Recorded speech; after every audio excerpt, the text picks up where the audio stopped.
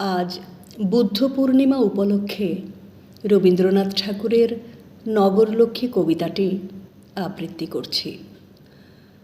দুর্ভিক্ষ শ্রাবস্তিপুরে যবে জাগিয়া উঠিল হাহা রবে, বুদ্ধ নিজ ভক্তগণে শুধালেন জনে জনে, ক্ষুধিতের অন্নদান সেবা তোমরা লইবে বলো কেবা।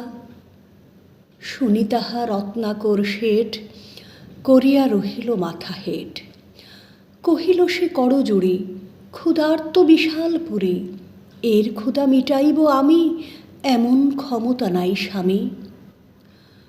কহিল সামন্ত জয়সেন, যে আদেশ প্রভু করেছেন তাহা লইতাম শিরে, যদি মোর বুক চিরে রক্ত দিলে হতো কোনো কাজ, মোর ঘরে অন্য কোথাজ। নিঃশ্বাসিয়া কহে ধর্মপাল, কি কব এমন দগ্ধ ভাল, আমার সোনার ক্ষেত শুষেছে অজন্মা প্রেত, রাজকর যোগানো কঠিন, হয়েছি অক্ষম দিনহীন। রহে সবে মুখে মুখে চাহি, কাহারও উত্তর কিছু নাহি, নির্বাক সে সভা ঘরে ব্যথিত নগরী পরে, বুদ্ধের করুণ আখি দুটি সন্ধ্যা তারা সমরহে ফুটি। তখন উঠিল ধীরে ধীরে রক্তভাল লাজনম্র শিরে, অনাথ পিণ্ডদ সুতা বেদনায় অশ্রুপ্লুতা, বুদ্ধের চরণ রেণু লয়ে মধুকণ্ঠে কহিল বিনয়ে, ভিক্ষুণীর অধম সুপ্রিয়া তব আজ্ঞা লইল বহিয়া।